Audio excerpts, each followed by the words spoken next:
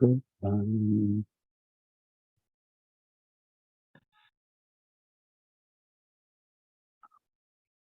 Well, now that it's a recording. Don't stop now. All right. I'm gonna go ahead and get started, just so we have plenty of time for questions afterwards. Hi everyone, and thanks for attending this Agroforestry Lunchtime presentation. I'm Lauren Weston. I'm the district manager with the Franklin County Natural Resources Conservation District, and I'm also on the board of the Vermont Healthy Soils Coalition, and I am one of 3 organizers of this event, plus obviously our great presenter today, Juan. I will let Jennifer introduce herself. Hello, everyone. My name's Jennifer Byrne. I'm the Conservation District Manager of the White River NRCD in Orange and the top of Windsor County. And I'm super excited to be co-presenting this presentation with you all, with Lauren and Kat, who I'm going to turn it over to next. Kat Buxton. Hi, everybody. I'm Kat Buxton in Sharon, Vermont, and co-founder, co-director of the Vermont Healthy Soils Coalition. Jennifer and Lauren are both on our board of directors, and Juan was one of our very first members. We're really excited to hear from Juan today. A little bit of housekeeping. We would appreciate if you keep yourself muted and put any questions in the chat as they come up, and we'll get to those at the end. Do also want to let everyone who's here know that this event is eligible for water quality credits. So if you are attending this or if you're watching this later on, you are eligible for 1 water quality credit with the Agency of Agriculture. So just make note of that. And with that, it's my pleasure to remind everyone that we are also doing another event in 2 weeks on April 24th, also at 12:30, but ending a little bit earlier. And that topic will be on the proposal to advance agroforestry with Vermont farmers. So today we're here on April 10th, and we have the Rotational Grazing in Silvopasture Research Lessons from Brazil. And our lovely presenter, as has been mentioned, is Juan Alvez, and he has been an extension research associate with the University of Vermont since 2012, specializing in soil health management, grazing management, agroforestry, and ecosystem services and payments. He hails from a 2-generation pasture-based family farm in Uruguay. He has a BS in agronomy, an MS in plant and soil sciences, and a PhD in natural resources. And with that, welcome, Juan. We'll turn it over to you. Right. Thank you so much. I am going to share my screen with you. Just bear with me a moment. Can you all see my screen? Yes. Yes. Great. Awesome. All right. Well, thank you for the introduction, Lauren. It's a pleasure for me to be presenting here today before so many important people. And today, I am going to delve, I'm going to touch a little bit of the situation in Vermont with dairy being the main activity and what alternatives we have to dairy. That can combine dairy and other alternatives. I'm going to give an overview of the status of ecosystem services, and then in general, not in Vermont only, but in general. And then I'm going to delve into a research I've done in Brazil, and I'm going to end with research I am doing right now related to agroforestry. So today's presentation is rotational grazing in silvopasture, research lessons from Brazil. Silvopasture means the integration and management of trees, pastures, and animals together. So we all know that we are living through a Vermont dairy crisis. This crisis has been going on for a long time. It has many possible causes, but one of the things that comes up very often is that the price is not right. You know, that farmers are looking for price, and this is sort of a paradigm that I think it's as difficult to achieve because we live in a market society, in a free market society, so prices fluctuate depending on supply and demand. So we all know that there is an overproduction of milk, and we're bursting through the seams, storing milk in the form of cheese, butter, powder. And so farmers are facing, tough times, and we've been declining.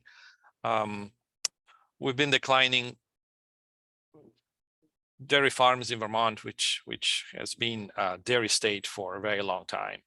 So, and the largest expense of dairy is still feed, and the cheapest way to produce any type of protein is by maximizing forage management.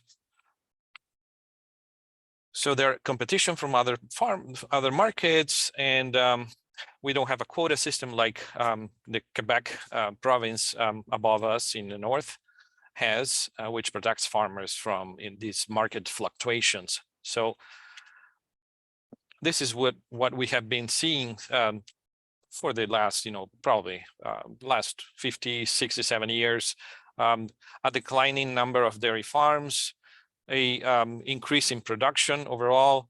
Production per cow has been increasing, milk production has been increasing, and these has been producing less and less farms. At the same time, we have different current milk markets. We have the conventional, the organic, and the grass only. The conventional versus the grass only is the market that pays less, but it has the highest cost. Maybe not as high as organic. Sometimes organic can be higher, but that makes us think about what are the roads ahead. What can we do to help farmers? So we have different situations. We can keep doing business as usual, and we will lose more farms. We will lose more rural livelihoods in Vermont. Or we can, keep adding government support in the form of subsidies. We can add milk quotas, tariffs, prevent imports, or we can do what Vermont has been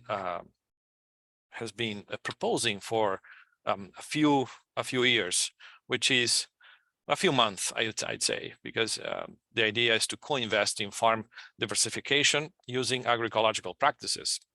So we know that Vermont has finished the work of a payment for ecosystem service, where Vermont will co-invest or invest a little bit on a pilot project to support different farms, not only dairy farms, but to support stewards of the land, basically.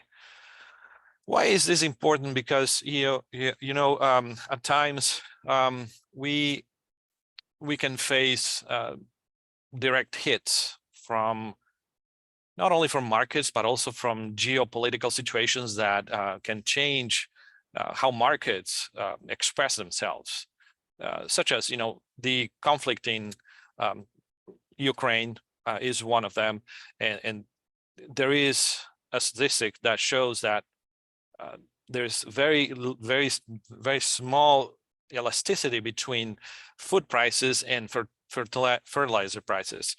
And this is what you see in this chart. Every time that fertilizer prices go up, food prices go up. So, and this has been the case. Farmers have reported steep hikes in agrochemicals they use to produce food, and this has reflected in inflation, in food prices that have gone up, and this is affecting the economies of free market economies. So it's affecting everyone else's pockets. So I want to change gears here and show you how we have been doing agriculture in the last since the onset of agriculture. We have been cutting the forest, adding a package of different agrochemicals to produce food. We have been adding irrigation, silos to store or to dry food. following the slash and burn, we put animals so that animals can graze whatever grass grows in the field. But the main purpose of this model is to clear the land for applying this package of modern agriculture, which is commodity agriculture, basically, which goes very well in line with the use of agrochemicals. But that has consequences to the soil, the water, and the food we eat. And somehow we produce that food to mostly feed animals in confinement, which is a cruel practice. And some animals suffer more than others. You know, chickens or birds, they suffer more than others, but you know, it's a cruel practice. We all agree with that, I'm sure. It has been using cheap fossil fuels to propel that model, right? And it leaves behind contaminated soils, erosion, contaminated waters, and produces water quality issues, right? To produce cheap and fast food, basically. And you know, what's shocking is that, you know, we subsidize that model. We have been subsidizing that model with our taxes, right? On the other hand, we know very little about the benefits we receive from healthy environments. And that's why when we farm with nature, we can reap not only social and economic and environmental benefits, but also economic benefits by farming with nature. And this is what I explained here in this slide here, where the health of the economy and the well-being of the society is intrinsically related to the benefits we receive from nature, which are the ecosystem services that we receive from nature. These ecosystem services can be supporting services, regulating services, provisioning, and habitats. There are many other categories of ecosystem services, right? But to reap these benefits from nature, we need to have healthy environments. We need to have processes and functions working. And the only way we can get processes and functions working together is by having a structure that is also intact or in working condition, functional, right? Otherwise, we will have negative externalities that will detonate the benefits we receive from nature, right?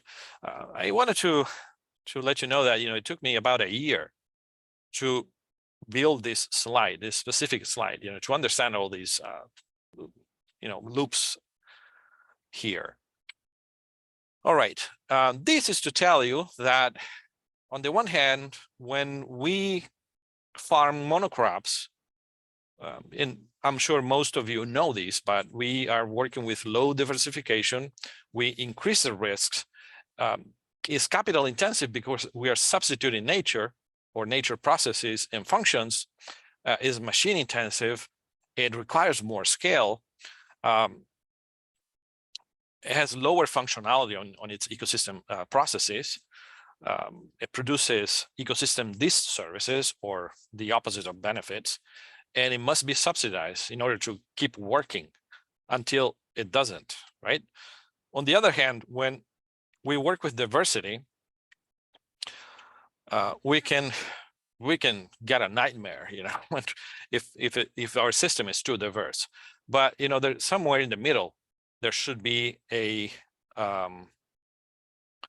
balance between, you know, monocrops and polycultures, diversity versus no diversity.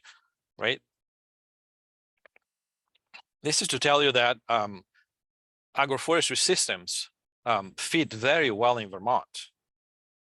Agroforestry systems are the integration of managed practices that include not only pasture, but trees, animals, and crops, the integration of these, right? And so Vermont is a prime area for that because Vermont has been forested, and now, you know, it only has 75% or 78% of forest remaining in the state. So There are many practices that we can adopt in Vermont in terms of agroforestry. One of them is forest farming. We can also use windbreaks, riparian buffers, silvopasture, and alley cropping. Agroforestry systems not only produce timber, it also produces non-timber forest products, and Vermont is notably known for being the nation leader in maple production. That's one of the products, but other products can be medicinal, can be food, nuts, fruits, and also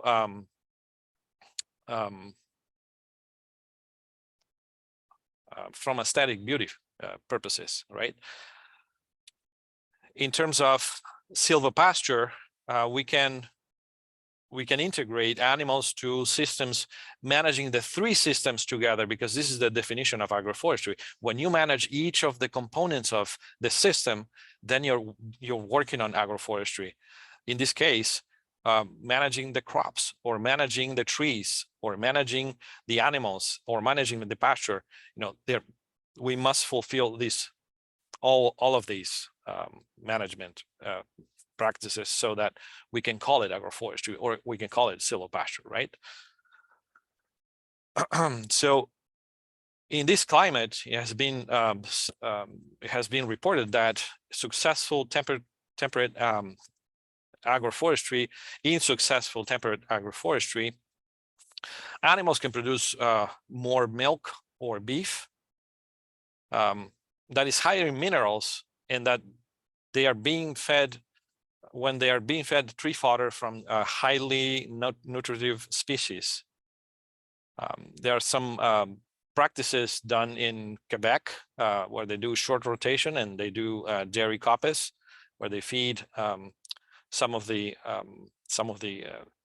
tree species to cows, and also in Germany, and here in the Northeast, or in New England, in Maine, there is a farmer that does tree fodder to their goats, and we have been working with her for the last 3 or 4 years.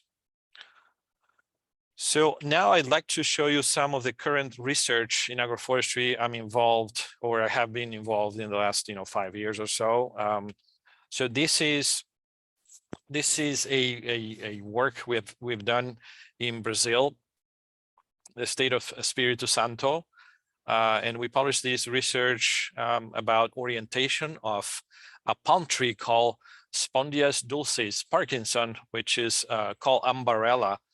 And we studied, whether there is an influence, positive or negative, or mostly negative influence from intercropping this species with coffee, and it did not pose any negative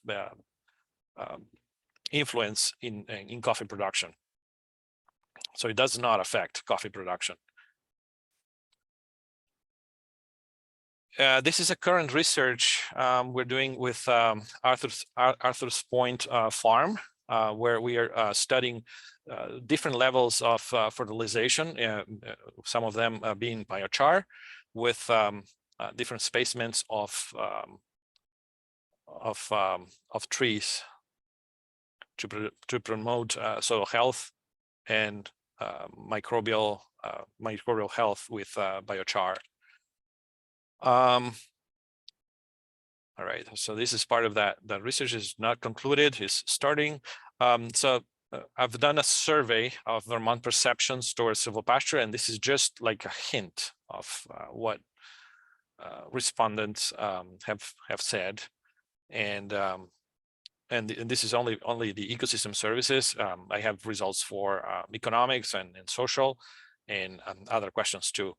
But this is a topic that I have been carving out some research and education. I've also stayed in the state of Paraná in southern Brazil, where I studied agroforestry systems there.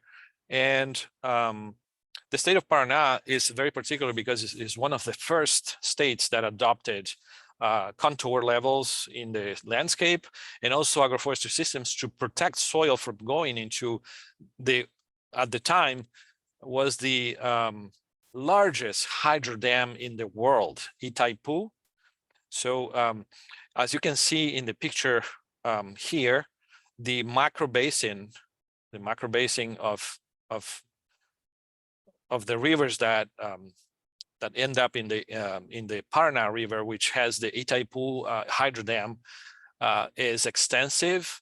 It's a region that is very rugged and mountainous. And so they have to protect the life of the hydro dam by containing the amount of soil that reaches the dam, the bottom of the dam. Otherwise, they invested millions and millions of dollars building that. So the state, that to say that the state is very developed in agroforestry systems and soil protection.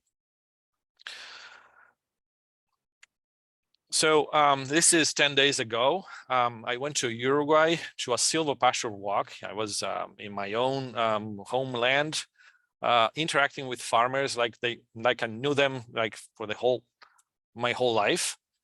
We went to see different silvopasture systems. I must say that Uruguay today is the third largest exporter of cellulose pulp in the form of eucalyptus cellulose. 30 or 25 years ago, I proposed to the Ministry of Environment and Agriculture there was a law that passed that intended to plant 1 million hectares, that's 2.2 million acres of eucalyptus and pines. And I went to the minister and said, we can do better. Let's double the bed. Let's do 2 million hectares, but in agroforestry systems, choosing instead of 1 or 2 species, choosing 10 or 15 species so that we can develop the economy.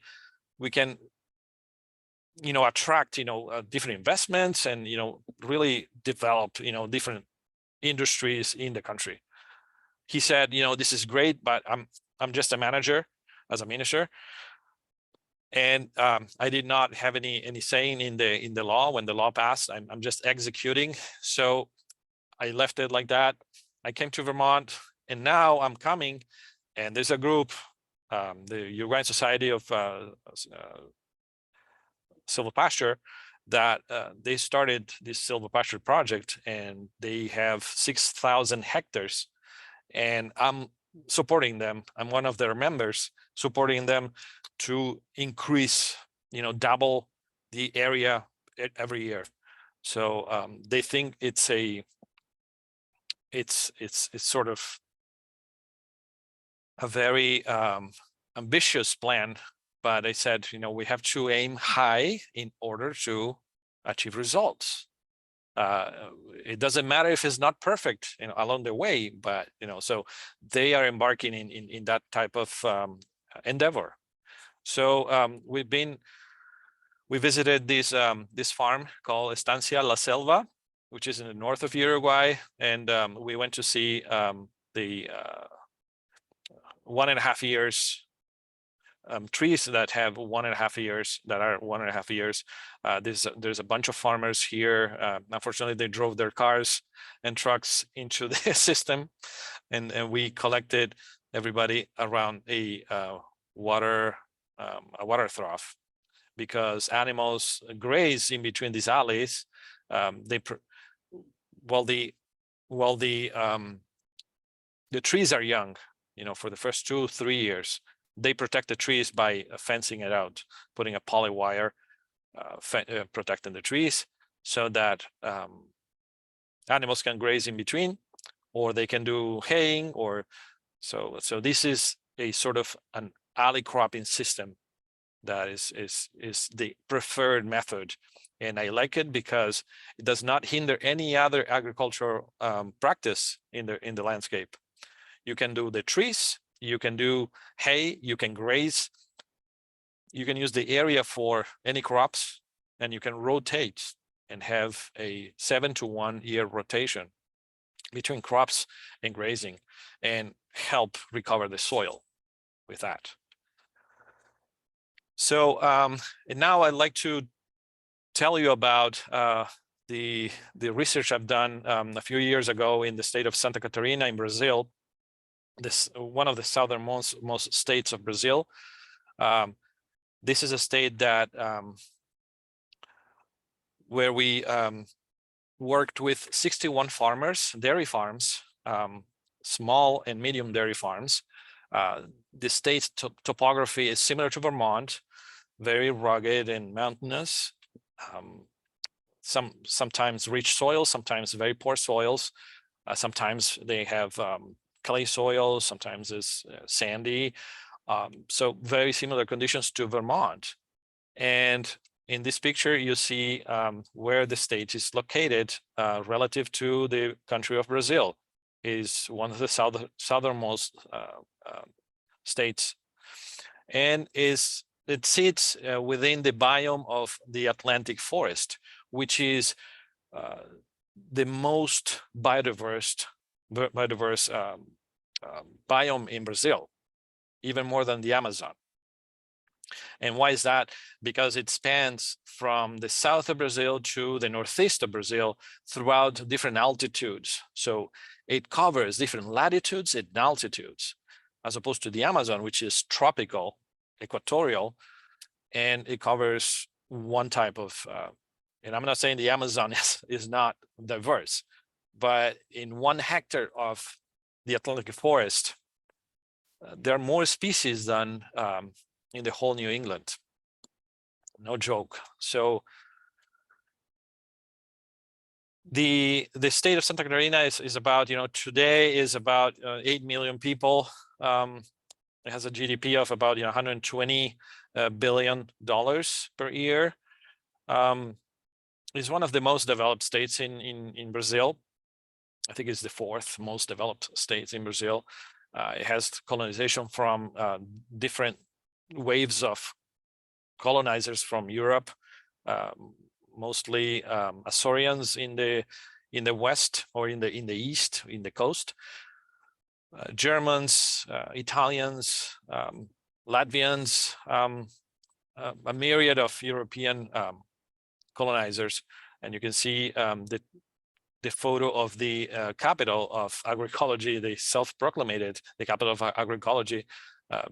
Maybe because of this project that I participated, but maybe it was before. But we achieve great results with this project, as you will see. So the problem with the Atlantic forest biome is that it has been deforested in its about 90% or more, and the remnants are very fragmented. Most of it belong to are smaller than 50 hectares and very fragmented. When you start fragmenting the environment, the forest, you start losing ecosystem structure, because the forest acts as an ecosystem structure. And I want to point out to the slide that I just presented a few minutes ago, where when you lose, when you lose ecosystem structure, you lose functionality, processes, and value. The ecosystem services is the value of the forest to the people who live there, right? So today in Brazil, it only remains about 7%, 7.8%. In the state of Santa Catarina is about 28 to 25%. So Santa Catarina is doing better than the rest of Brazil, of which 98% of the forest is within private properties, and within those private properties, 90% are small farmers. So quite a challenge to reconcile conservation, livelihoods, and agriculture at the same time. So we asked the question: how can we enhance ecosystem services in the Atlantic forest while improving the livelihoods of dairy farmers? Is it possible? Okay, so here's a picture of some of the farmers that live there. As you can see, the the area is very rugged. They have similar pastures as we have here. We have red clover, the ryegrass, and those are naturalized species, of course. Just like in Vermont, we have naturalized species. And these families are responsible for 87% of the agricultural output. So they are the ones who put food in our tables. So we need to work with them rather than abandoning them. So on the other hand, the Brazilian law, the Brazilian Forest Code, is very strict and is very complete. The problem is enforcement, because they probably need to increase their capacity to enforce, and then they will be able to control deforestation and control illegal mining, etc. Right? So the Forest Code says, for instance, that you have to have a legal reserve of about 20%. Every property has to have at least 20% of legal reserve, right? Every property has to have like an area of permanent preservation, and that permanent preservation area can be the top of the mountain or a riparian area. And the way they measure how much forest has to be on either side of the river or creek is 51. So they measure the length of the river on any given place, and the riparian area should be 50% plus 1 on either side. 50% of the length of the river, of the width of the river, I'm sorry, of the width of the river, 50% plus 1. So if you can do the math. So this project started as a collaboration with many people. As you can see, I made a map just to organize myself with different phases, different people, different times. So just like I'm helping farmers in Uruguay right now, I have been interacting with farmers in Brazil when I was a student, a PhD student. And so I've seen this unfold and succeed, and I will present you with the numbers in a few minutes. So we've done all these phases: the intervention, right? The ecosystem service assessment. We recommended policy, which was applied, and it was successful. And the next phase, which I did not participate, was the replication. So bring this successful model into a new area and replicate.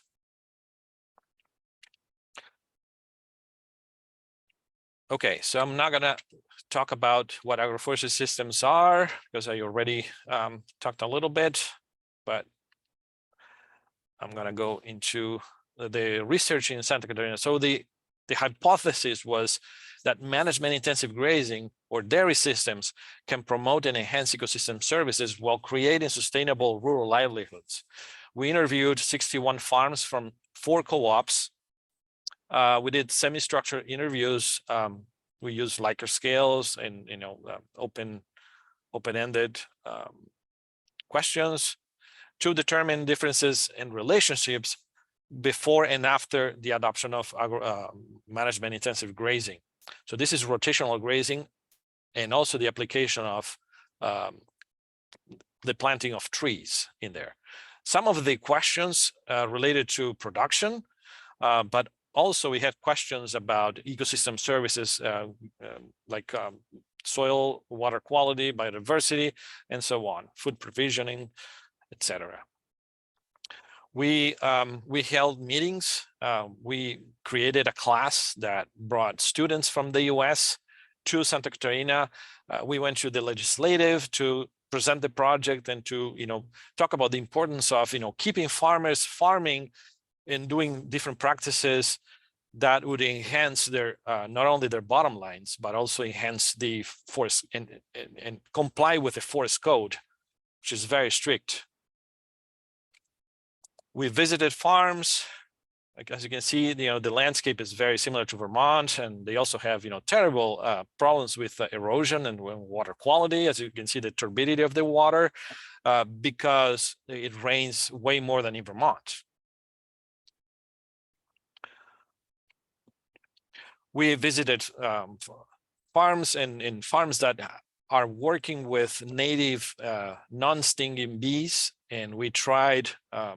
It takes 1 year for bees to produce one jar like this of honey, and this is a very sweet honey that doesn't have any market price.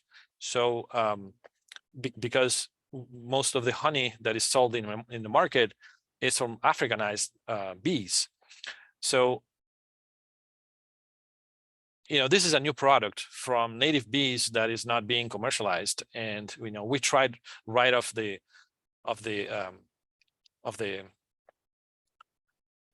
I'm not sure how do you call these, but, they have these beehives right off the beehives, and it was delicious. Some of the numbers that I came up with for my one of the chapters of my dissertation is that after the intervention where we apply the management intensive grazing, the farmers went from 6 to about 40 paddocks in average in their farms. The investment was paid in over a year, and these are all farmers that are 10 to 75 acres, right? The manure reduction in the milk parlor it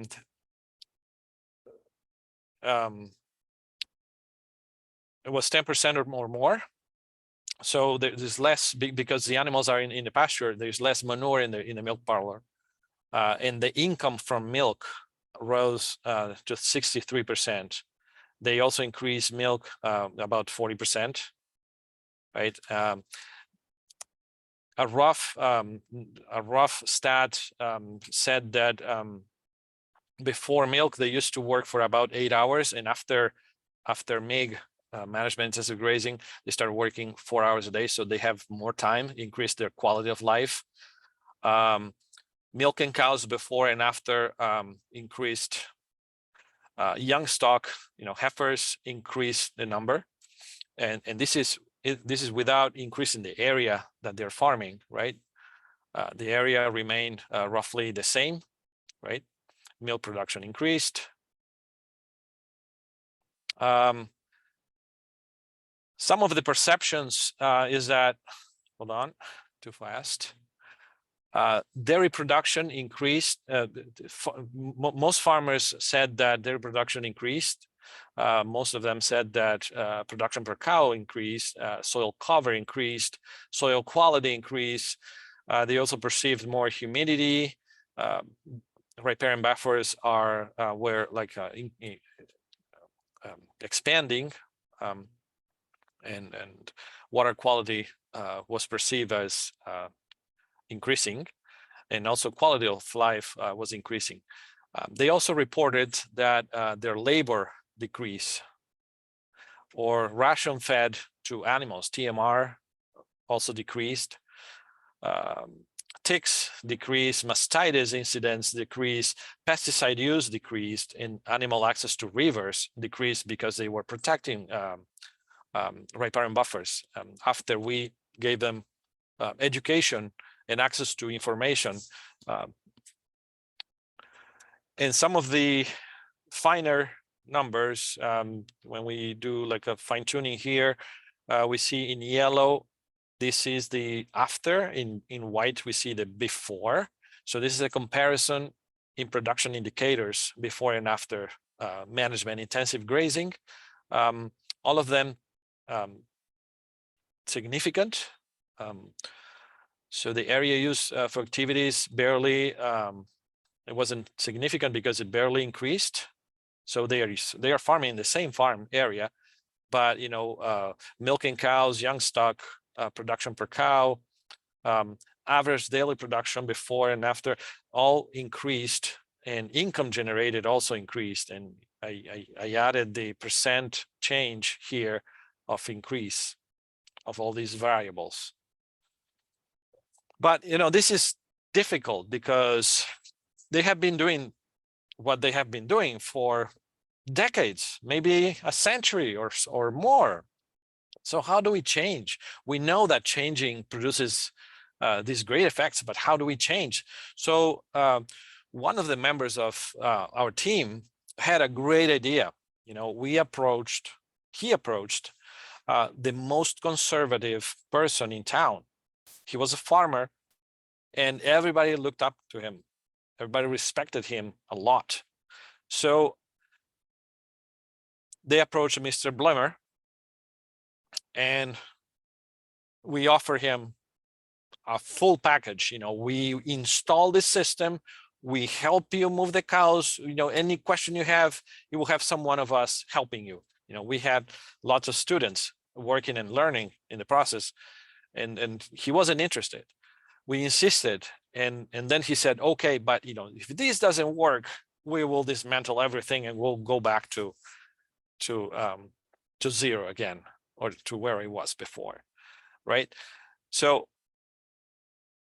this, in 1998, he had 12 cows. He milked in 28 hectares, right? And he milked, and his milk production was about 3 to 5 kilos per cow per day. And after a year, he implemented this system. He went to 76 cows, and his milk production per cow went to 16. So triple the amount of milk in the same area, right?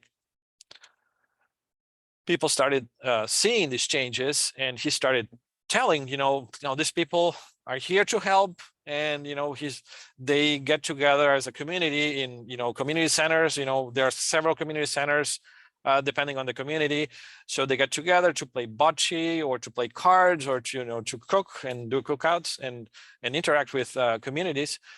And they start the word of mouth, and then other farmers start interacting with our group and start doing the same thing.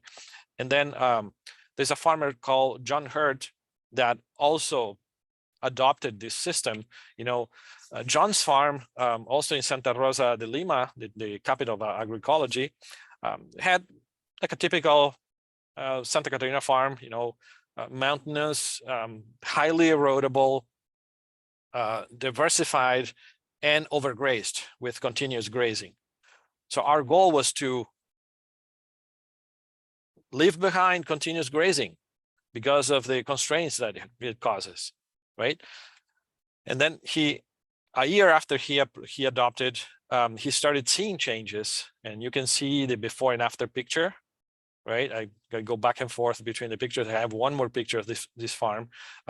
1 year later, so 2 years later, you can see the amount of feed. And feed, I said before, is the most expensive resource in the farm. So if we can maximize feed produced in the farm, we have less dependency on external inputs, which is how farmers control their farm. Because farmers cannot control the weather, they cannot control the market. They can control their farms by management, right? So here's the situation. In 1998, he had 18 acres. And in 2000, he had the same 18 acres. He went from 7 cows to 17 cows in 2 years. He doubled his milking cows. He tripled the yield per cow. He reduced silage per day to more than 50%. And he increased his total daily production from 50 pounds to 352 pounds per day. And then after we did this intervention, years later, we said to the farmers, if you consider trees in your farm, adding trees to your farms, you will make more money. So we had a previous experience with them not believing what we said. and being proven wrong. And they said, okay, let's talk. So we presented to them a way to increase forest structure by adding forest pods to their farms, so that they don't, so that they could still use their pastures and their farms for crops, right? So we proposed to add 10% of each acre of their farms, to add trees to 10% of each acre of their farms, 10 or 12% of their pasture area, right? So we propose about 50 islands or pods per hectare, with about 20 to 23 different species of each pod, and we fenced out these pods. Right. The idea is to increase tree capacity, tree coverage in the state, right? That way, about 24 to 36% of the pasture will be shaded during the summer, and that would be good for their cows, because when you have shade, cows produce more. They produce anywhere from 10 to 20% more milk, right? So that was a good selling point for them.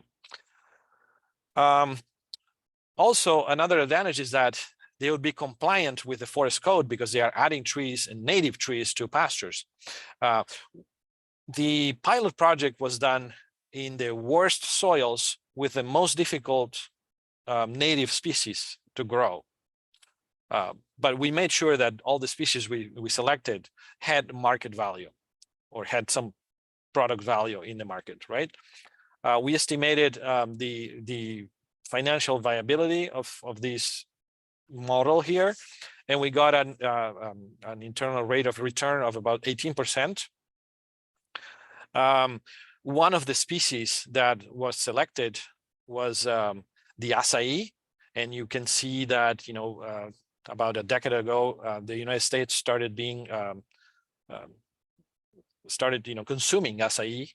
And you can see at Costco or different supermarkets, acai is a berry that comes from the heart of palm tree.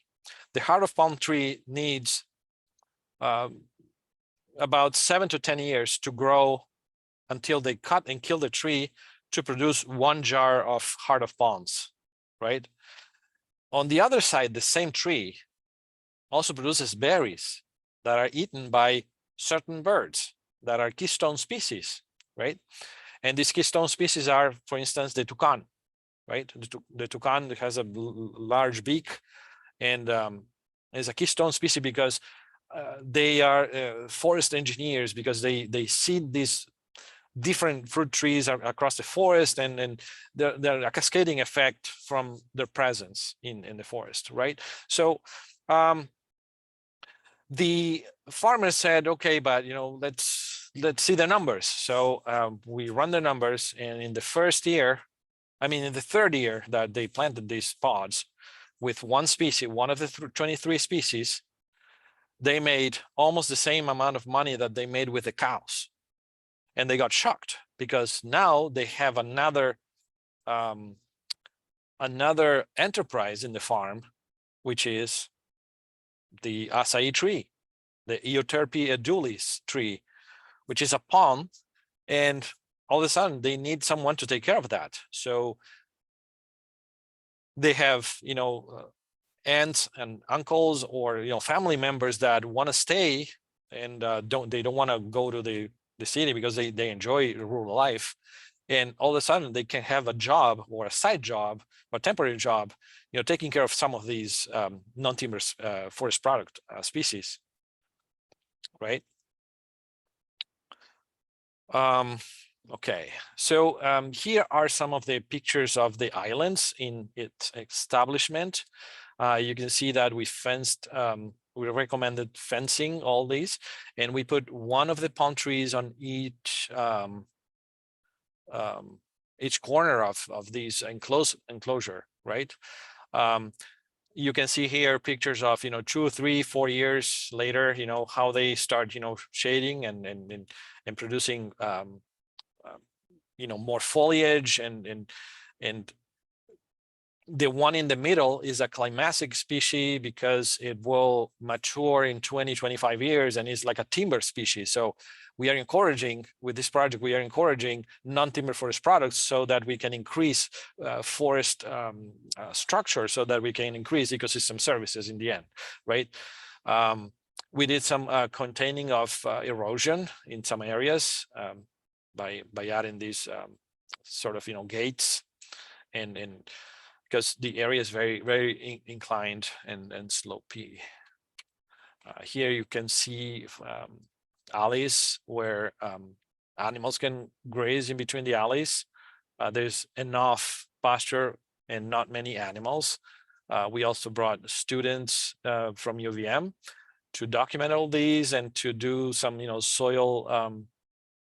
soil field methods and also different samplings.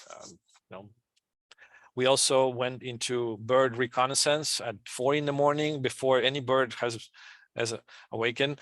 We went into the mountain and very silent and started recording the first birds, and that was a magical point of this project, because we installed not only we installed recording devices in the forest versus in the open pasture, and we saw the differences, which are stark differences, but it is magical from the emotional point, from the spiritual point, to hear the first birds awakening. Some more pictures of the area, highly diverse, small farms, some tree planting activities, and with that, what we want is not to bring back the whole forest, but to bring some structure so that we can start seeing these ecosystem services and start seeing how these different plants, when engineered or designed in agroforestry systems, can help farmers in areas like these areas here in Brazil. So here are some of the results that I already explained. Some of the conclusions. So this was a highly successful project, and we worked on policy to recommend some of these practices and recommend some of the different through the PRONAF, which is a family agriculture promotion from a government office that promotes family agriculture. So we worked on many different deliverables that accounted for reducing the costs, improving food output, encouraging agro industries, encouraging agroecological practices, encouraging increasing forests, encourage women farmers, young farmers, microcredit. It was a really thorough work, and I'm really happy that I have worked with this group of people that did all these. And as a result, Brazil, not as a result of this project, but in the period that we worked, political climate was good for business, and Brazil increased their economy many times, and went from 11th to the 6th largest economy. So I think it's worth considering some of these teachings from this project here. So I'm gonna open for questions. I'm sure some folks have lots of questions, and this is not exhaustive, but yeah, thank you. Thanks, Juan, so much. We've got some questions in the chat. This first one's from Alex. They say, I'm intrigued by how silvopasture changes a farmer's work and quality of living. What do people see during establishment and transition after a few years? So you Let's kind of move touched on. on that. We already covered that. That was, I'm satisfied, but if you want to add anything or anybody else has a question on that, that's fine. Thanks. All right. Got another question. How much was the increase in establishment costs to start a silvopastoral system? How did you get the producers to agree to this? Great initial investment. Well, there's a lot of it's, you know, the funding in Brazil works very different from here. You know, here you write a grant, you get the money, you fulfill all the objectives, activities, and etc. In Brazil, similar, but you know, to get funding for doing this is very difficult. So we had to do from raffles to use, you know, students that were, you know, working on their degrees to go to the field. You know, we would pay for the project would pay for gas and room and some food, and but they would work on their programs and without any salary. So it was a lot of goodwill from the human side of the project, you know, to carry on all these changes. And of course, you know, 10 years later or 15 years later, when the project was realizing all these benefits, you have politicians that come to the communities and say, you know, I want your vote, and you know, I'm willing to offer you fertilizer or, you know, some candy so that you can vote on me. And some farmers unfortunately accepted that, and by doing that, you know, they kind of, you know, set back some of the production of their projects. But but yeah, funding is difficult. So we had to create a nursery that we would work voluntarily, you know, planting 100 to 500 seeds, take care of the trees, you know, all without charging anything, in order to get these things together. Rely on folks to bring these seedlings, you know, to the field, to distribute in the communities. Yeah, it was a lot of asking favors, but it's possible. Wonderful, thank you. We've got another question. I'm curious about how the silvopastoral system / management intensive grazing resulted in less labor time. It seems like it would require more labor to move the animals more frequently. Does management intensive grazing reduce labor needs in other areas? Oh yeah, no, that's a very, very easy one to answer. So if you think what was it before, these farmers had their animals in the barn, so they had to go to the field with big baskets, cut fresh grass, and walk back to their barns to give the animals the fresh grass, you know, several times a day. It was like a lot of work. And now with management intensive grazing, because we systematize the system with paddocks and alleyways and walkways so that cows can go to their pastures, what happened is that they just move the cows when cows are only coming to the barn when they are going to get milked.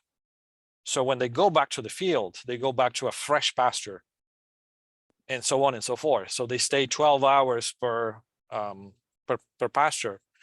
And every time you go to open the gate to bring the cows, you can count them, you can look at their hoofs, you can look at their whether they need, you know, vet assistance, you can look if they have ticks or any other things, and it takes 20 minutes to do that management, you know, twice a day. So give or take an hour a day versus working several hours a day, plus, you know, dedicating 40% or more of the farm to plant corn in slopes of, you know, 17% or more, which would be brutal because corn is a crop that requires several cultivations and curing and fertilizing and management. So now they're not doing any of that. They have all the paddocks systematized in the field, and they just move cows from paddock to paddock.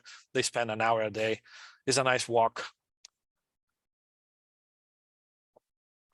Thanks. It sounds like it's really about the human scale here. I'm wondering if you have any thoughts on what a more mechanized scale, the kind of differences between labor would be like. I know, at least in Vermont, like a lot of folks have tractors and Yes, are doing totally. that work. So just wondering what your thoughts are there. Yeah, they have mechanized agriculture. They have hand tractors. So they have an implement that is called Tobata. I think it's a Japanese micro tractor that they can handle like a motorcycle, and they can attach many implements in the back of that Tobata. They can attach like a bed, a flat bed.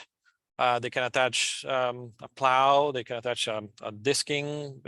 They can dig with that. I mean, it goes into mountains and it never tops over and turns. Thanks. Got another question. What were the sizes of the farms included in this project, and would certain size prohibit certain farms from successfully making these changes? Yeah, so the farms I analyzed were anywhere from 5 to 50 hectares. So small farms, considered micro and small farms. I guess, do you think this would be applicable to those larger farms? Absolutely. Yeah. In Uruguay right now, there is a farm that is 21,000 hectares. That's upwards of 50,000 acres. That is applying, it's a beef farm, but that's applying the same principles of management, intensive grazing, successfully with adaptive genetics and other resources like cover crops and extending the grazing season, and successfully, yes. Thanks. We've got another question. Do you have research in the process to assess the impacts of silvopasture practices like this forest islands on Vermont farms? Oops. That'd be Vermont great. farms already practicing MIG. So we have not established any of these forest pods in Vermont yet. I believe I like the alley cropping design more than the pods.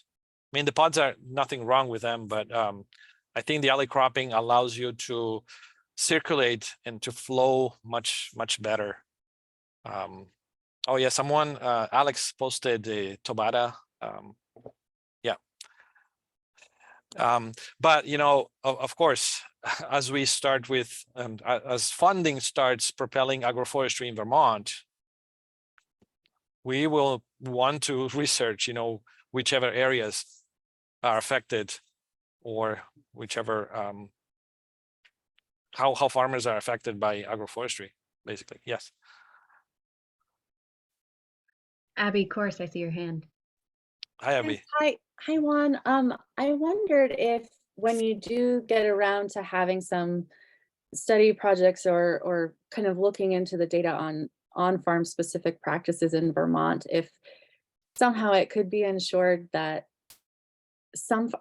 we've been practicing MIG since the 1960s. These, moving our cows every 12 hours and things like that. That's, we're constantly working to improve those systems. But I think the question for me really becomes how do you put these systems into place while still being able to manage your herd when you're dealing with limited, when you need all of the grazing acreage that you have. So that would be one thing that I think would be interesting to keep in mind, is sort of how do we build out the implementation and on-farm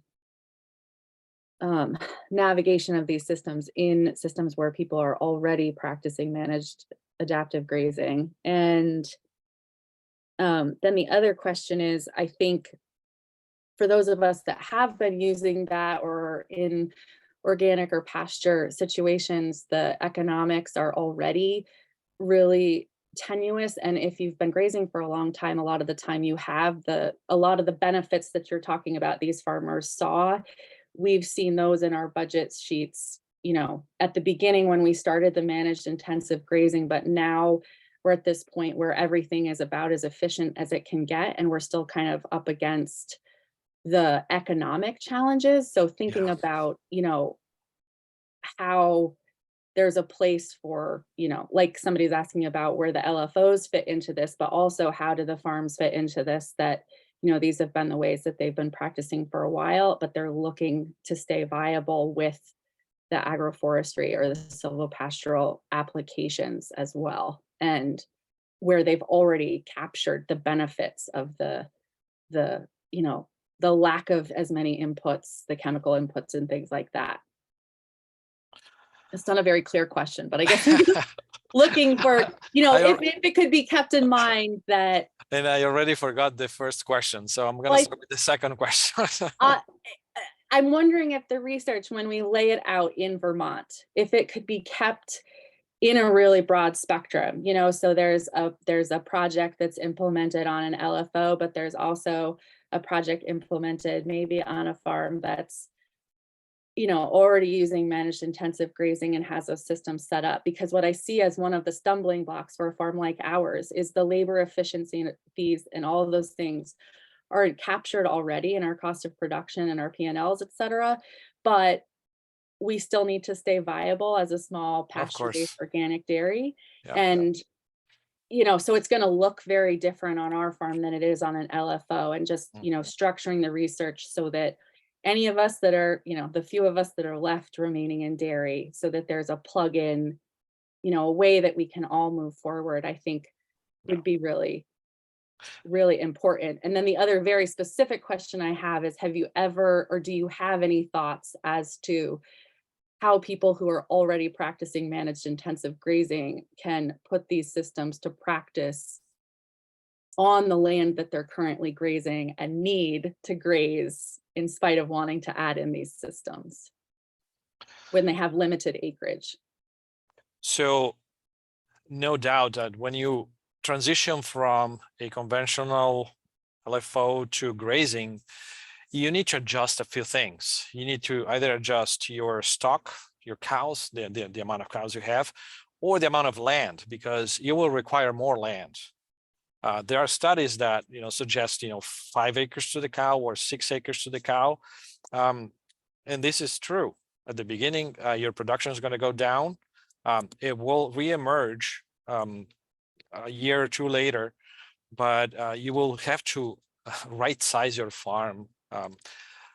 There's a very well-known farmer here that I've been, you know, whispering his ear to, you know, end grain and go into the grass only market, and after 3 years, you know, it takes time to work with you know, trust, to build trust and confidence in farmers, and, you know, because, you know, he's risking everything, so he or she, right? After 3 years, he said, you know, you're right, you know, I did the math and I set aside, you know, the herd, and I'm saving $100,000 in TMR, and he was giving only 6 pounds per cow per day of TMR, and now he's giving silage and hay in the barn, and then grass in the field. And, you know, that change not only saved him $100,000, but also saved him time, because I went to his farm at 10 in the morning once, and he was already bathed and, you know, with his kayak in the truck and getting his paddle, he was going to the river to paddle. And, you know, this is a reflective quality of life that I want to see in Vermont farmers, because farmers, you know, work too many times, too many hours a day. So in terms of costs, I think, you know, over the last 20 or 30 years, you know, costs have increased dramatically. And one of the things I mentioned is that, you know, feed costs are responsible for, you know, most of the costs of the farm, of a farm operation, an animal farm operation, basically. So the cheapest we can produce, the better margins we will get at the end of the month, at the end of the year, when we do the taxes.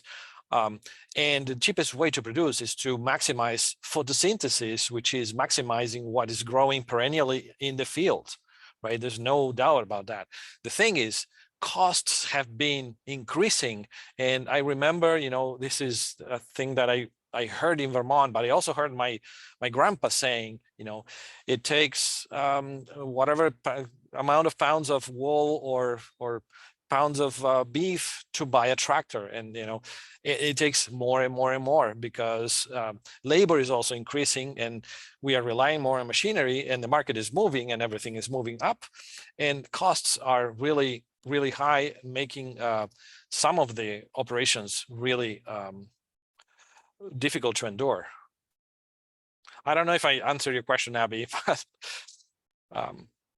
I think I'm, we're a farm that's made a lot of those changes already and are still, actually, we've made all of those changes already. And, the market still is the market. I think I was just curious.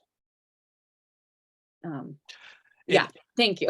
No, but also I wonder because, I wonder if we need a different level of subsidies to farm practices or farmers that practice farm practices that are benign, like this practices here, like agroforestry, management intensive grazing, because this is where our food the bulk of our food comes from, and in order to defend where our food come from, maybe society has to step up to the plate because food production is expensive and it's getting more expensive every year. So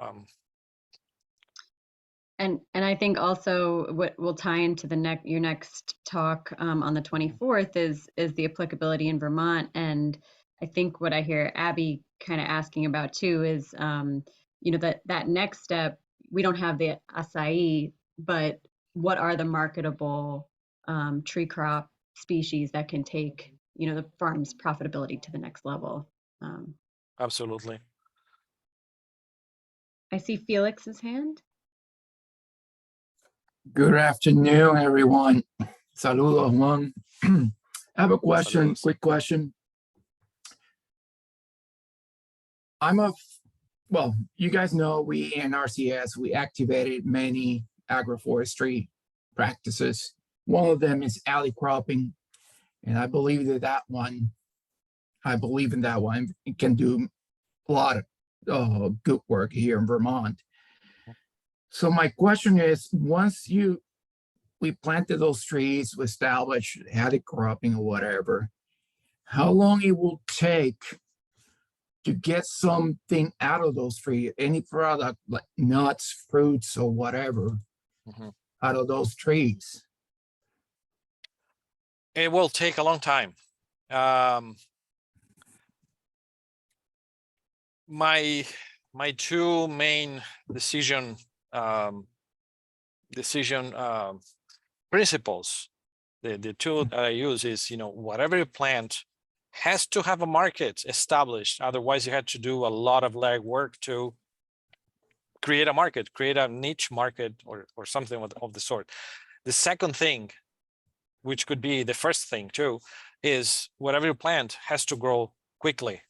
So varieties that are adapted to your region, and I know that here trees grow much slower than in the south. But that practice, because of the benefits it brings to many ecosystem services, I think that practice should be a practice that should receive subsidies, especially at the beginning when you invest in establishing these agroforestry systems. It's not only nurseries, it's not only it's capacity in the field to either do a 5 acres every year, or maybe 2 acres every year, in terms of, small farms, or, so that we can start increasing the amount of tree crops coming from Vermont. But it takes 6 to 10, 12 years, depending on the species, depending on the product, for farmers to start seeing some revenue. But then at that point, they start seeing more revenues until it matures, and then benefits, come every year. Yeah, it looks like a really long-term investment. Yeah. But I also want to remind everyone here, we NRCS, we help for that. I mean, we can help with trees, the fence to protect those trees. So there's ways out there to make this happen. It's just, we need to take the word out and educate the people, because I see here in Vermont, agroforestry is just a great idea, but not a lot of people have the full knowledge of what it is or what's involved. But hey, I'm here to support this till the end. And lastly, Juan, I'm sorry for taking so much time. You planning to do another trip group back to Uruguay anytime soon? Maybe in June or July. Let me know. Let me know. I would like to see and learn more from my counterparts down there. Maybe with Absolutely. some ideas we can bring over here. Absolutely. Yes. Thank you for your time, everyone. Let's talk. Yeah. So I'll read a few more questions. As we have a shout out. Your work is amazing. As a fiber farmer, I'm always curious about the manufacturing of other fibers. Rayon, bamboo, and cellulose seem renewable, but perhaps extremely toxic. Waste stream and exposure to toxic chemicals to the worker. Could sheep play a future in alley cropping using different tree crop? I believe so. I visited while in Uruguay. I came back a week ago. While in Uruguay, I visited a farm that is an olive tree farm, and they graze the alleys, and those alleys are narrow, but they keep the grass low under the trees, saving a lot of money in mowing. Just like here in Vermont, we also did a research with vineyards, sheep and vineyards. They are compatible. They're animals, they are adaptable. There are masks that you can add to those sheep so that they don't reach the trees or the leaves, and they can only graze the grass. I would be concerned about goats, because goats need tree products, and they can damage trees, and they can be very curious and even climb trees. But with sheep, it's perfectly compatible.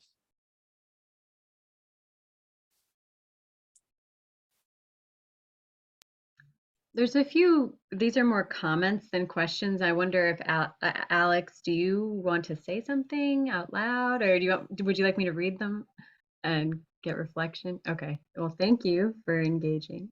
And another question, I know you mentioned shade a bit, but I'm wondering if you can speak more toward the impact of shade on the primary crop. Is this something the farmer should be worried about or not in our sometimes not so sunny landscape? Or would more trees and corridors potentially bring in more predators and wildlife that would be of concern? In terms of shade, probably the rows that are closer to the tree lines could be shaded. I'm not sure if it will diminish its output. What I'm concerned is about the root systems competing, because tree roots can reach lower areas in the soil profile, and compete for nutrients with these given crops, basically. In terms of, I am not concerned about increasing wildlife or biodiversity. This is beneficial. Seldom times we would encounter or interact with wildlife, in the wild, in the forest. Imagine in designed forests like agroforestry. So it will be, yeah, it will happen sometimes, but I'm not concerned that anything harmful can happen.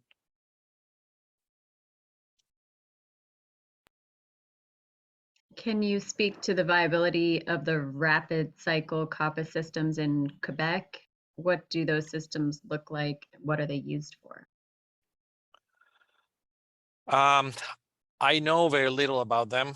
I know that they are used for animal fodder, and it's a system where you coppice the tree, you cut the tree, and it regrows again. You don't kill the tree. Then you use these as a foraging supplement to the main feed you give your animals. I can't speak any further than that. I have not seen it. Yeah, and we have a comment just back to the shade question. We have shallow soil, so wherever there's shade from trees in the pasture, the grass is twice as high and lush, which I can attest to as well. That's a benefit. One more question in the chat. New England forests are often the result of natural regrowth of abandoned sheep or dairy farms, managed for firewood or possibly commercial lumber, if managed at all. The bottom 3 forest layers and stories are pretty bare with some forest floor species, but usually just a canopy set with some older trees. What are your thoughts about diversifying forests to increase species and abundance layers from the ground and understories up? I think it's wonderful, especially if we manage animals. Ruminant animals are herbivores, so they're not pastivores.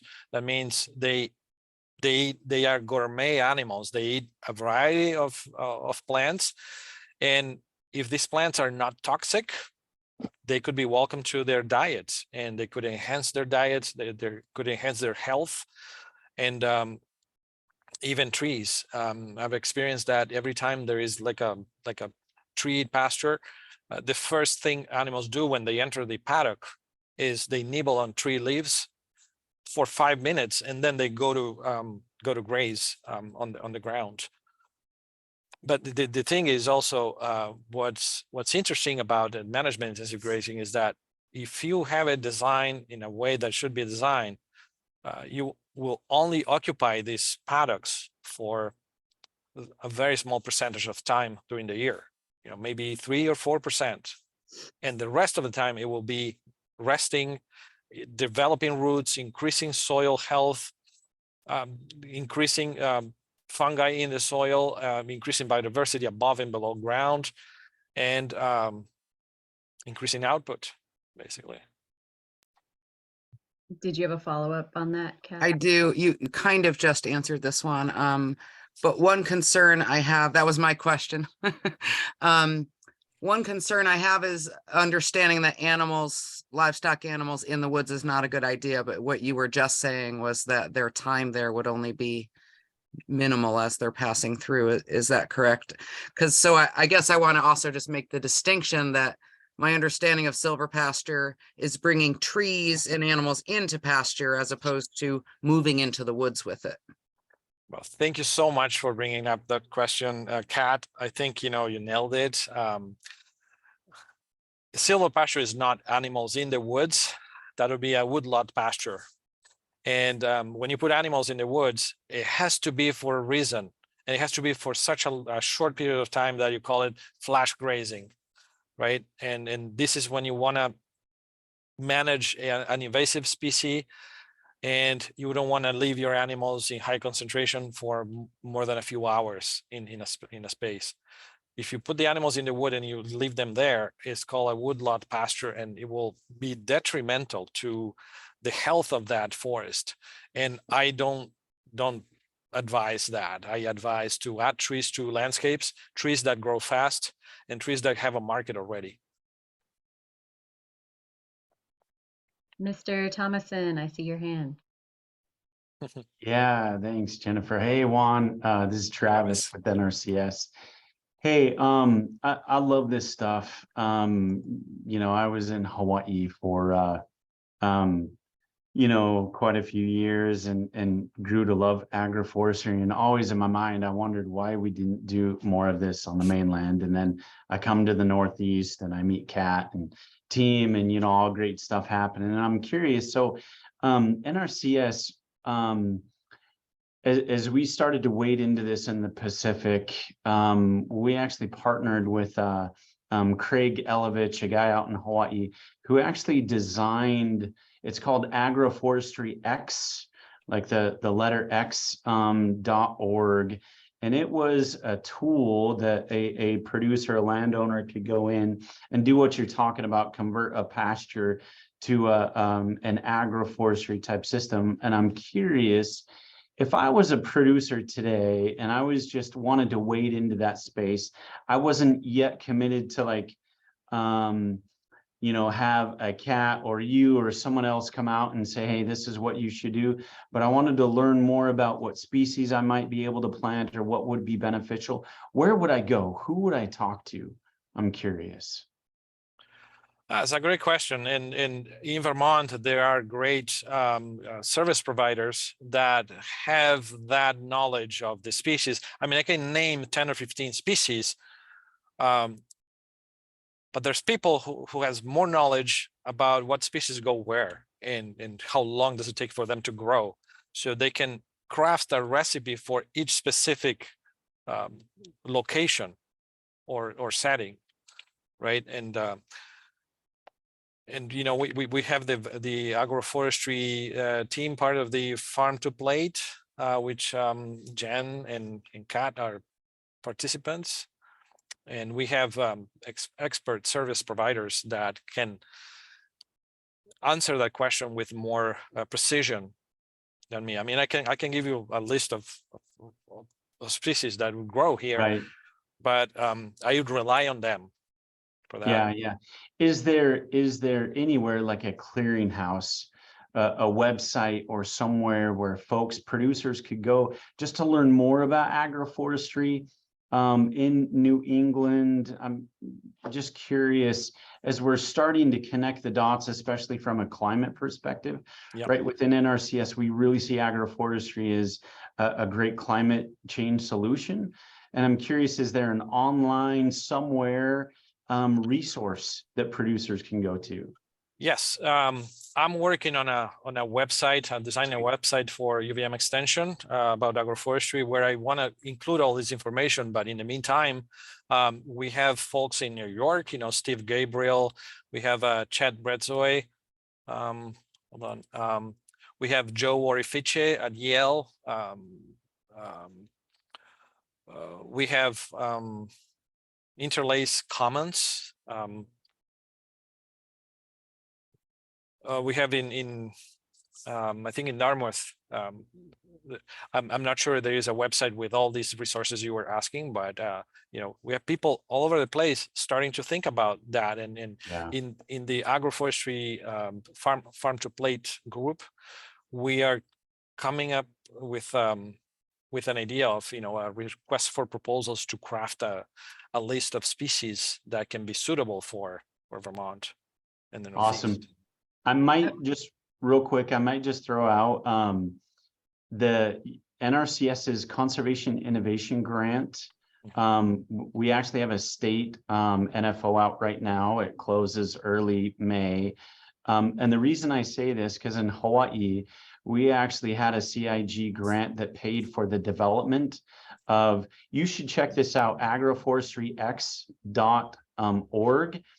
And this entity, like UVM, they actually designed an online agroforestry design tool that my planners and NRCS planners could use, and then it would help them design a specific system.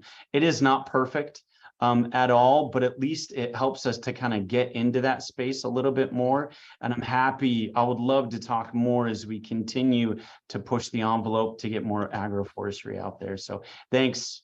You're welcome. All you're doing. There is also the Center for Agroforestry in Missouri. Yes. Yeah. Yep. Awesome. Thanks, Juan.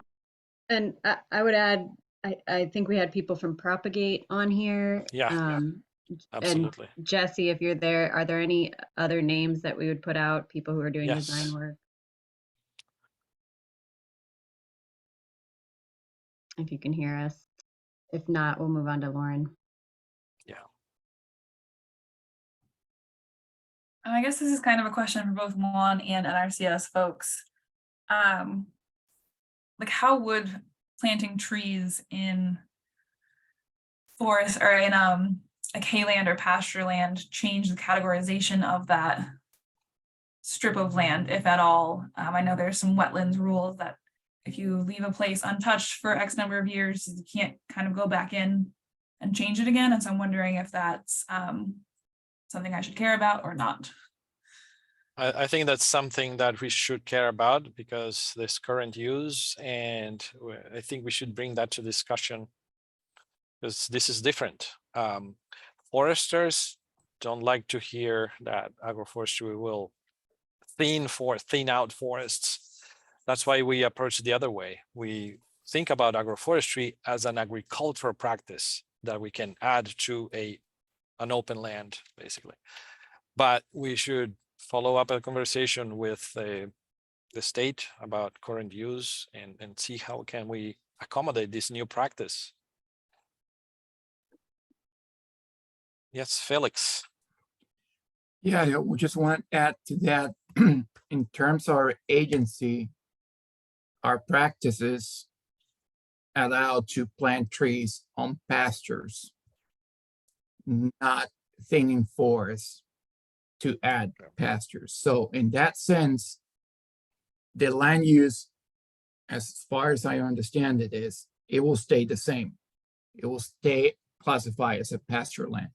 Mhm. At the state level, well, that will be another topic for conversation. But for NRCS, I can tell that. Thank you. Yeah. Hey, Jennifer and Lauren, can I just add one thing that we struggle within NRCS is when we say agroforestry, people think silvopasture, people think about converting forest land to pasture. And I think there's one thing that we really need to do a better job, at least within the state of Vermont, is consistent language, right? Even on my land, when I called my local county forester, I said, hey, I'm thinking about agroforestry. And they were like, oh, what do you mean? What is agroforestry, right? And so I think there's a space where we really, as the conservation agencies really talk more about agroforestry, I think there's definitely more that we can do to have some consistent language about what we mean when we talk about agroforestry. So yeah, I love it. Love this conversation. And yeah, let's keep pushing it. It's great. Thank you for the links.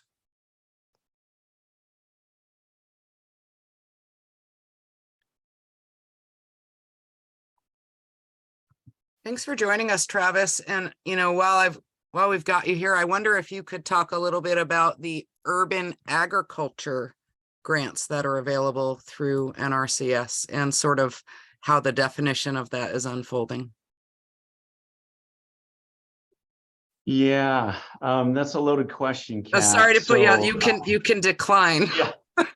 No, it's great. So I will say, NRCS, some of our current priorities are really focused on climate smart agriculture and forestry. So climate change, climate smart ag and forestry is a big deal. One of our other priorities is this concept of urban agriculture for us, community scale or small scale agriculture. And so you will see NRCS wade more into that space. We recognize that, there are some large scale operations. Typically, those folks know how to access our programs. But what we're trying to do is make sure that everybody has equal access to our programs. And so urban agriculture, in a sense, is really just this opportunity for us to make sure that our programs are available to you regardless of the size of operation. So whether you are a small in-town operation that's producing food for the community, or you're a for-profit small farm, whatever you might be whatever you might be doing, just know that there's a program for you. Best thing to do is contact one of our USDA service centers, come and talk to us.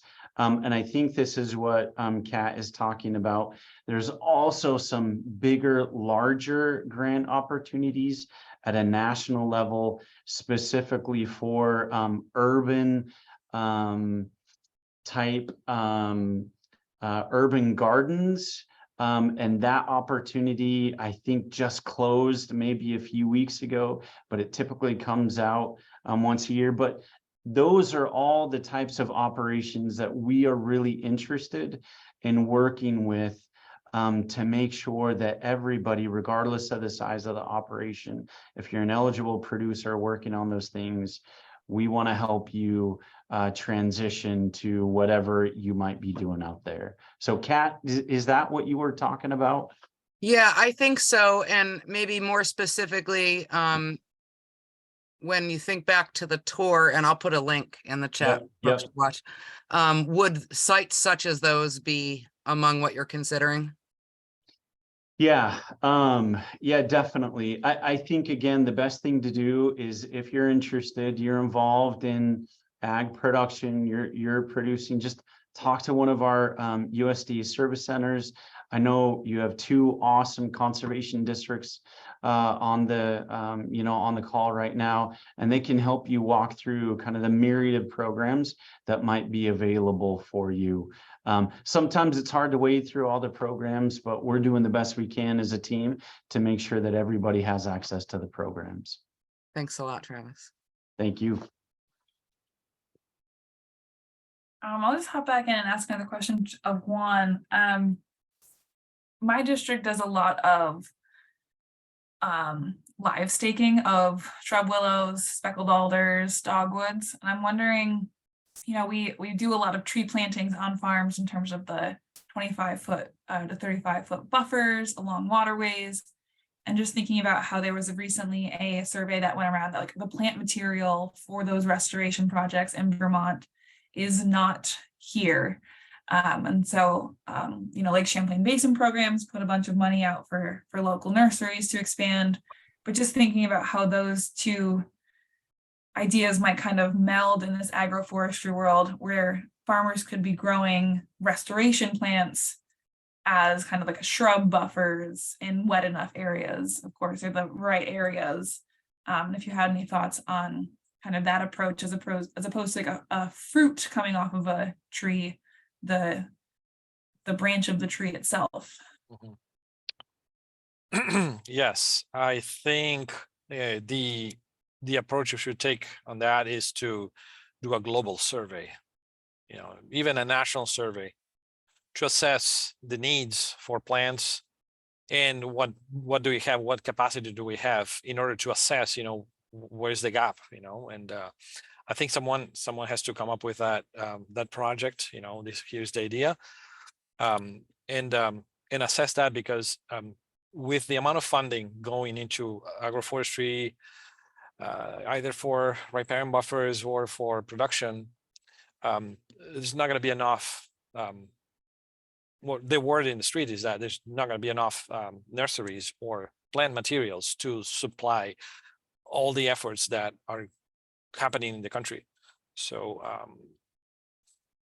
but I think we should take an effort to assess, what the gap is, what's the size of the gap between supply and demand, and then with that, do an informed decision and invest, bring a pool of investors, public and private, and invest in more capacity in terms of nurseries and species.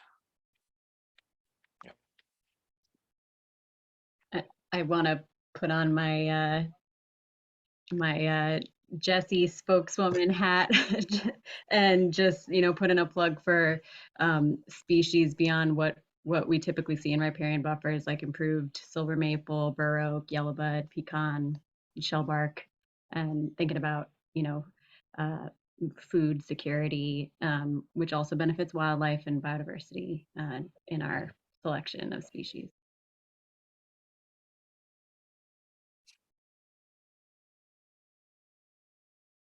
All right, any other questions from anyone?